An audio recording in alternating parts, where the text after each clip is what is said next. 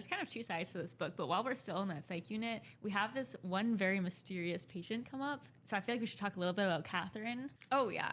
She's basically catatonic when she comes in. Like, she's not talking to anybody, but Thea really feels a connection to her. And she's like, do I know her from somewhere? And it's like grabbing all of her attention while she's at work. Was your guys' initial thought like, oh, maybe she's famous? Or did you think maybe she was like a friend or like a long lost cousin or something like that?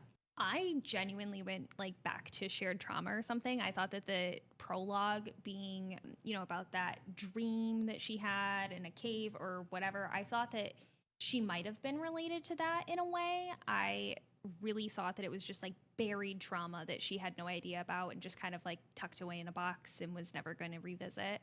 So I thought that it was her subconsciously remembering something that she had suppressed. Interesting. I kind of right away, I was like, my hackles were up after that prologue because as soon as I realized that Thea was a social worker, I was like, okay, maybe this wasn't a prologue from Thea.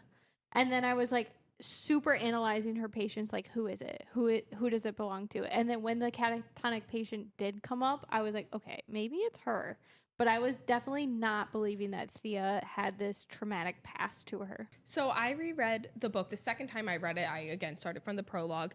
And what I picked up the second time I read it was when they were in the art therapy, Thea drew a cave. Yeah. Which I didn't pick up the first time. So as I picked it up, I was like, oh, that makes a lot of sense why she drew the cave. Because I was like, maybe that was her dream, or I didn't know what I thought it was, or a trauma-blocked experience. So I started making the connections earlier on when I reread it for the second time. Yeah, I'm not gonna lie, I just thought she was crazy. Like she belongs in the psych unit too. I was like, you don't know this girl. Like, let's move on here.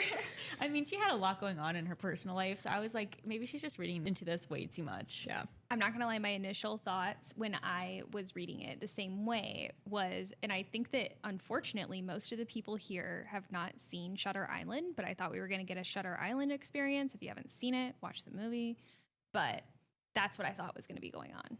Yeah, I haven't seen it, so Yeah, I guess you guys won't be able to comment know. on that. I really highly suggest that you watch it. If you do, then you'll understand where I was maybe coming from at first. But all right, that's so all I can tune say in on in that. the comments. Let us know.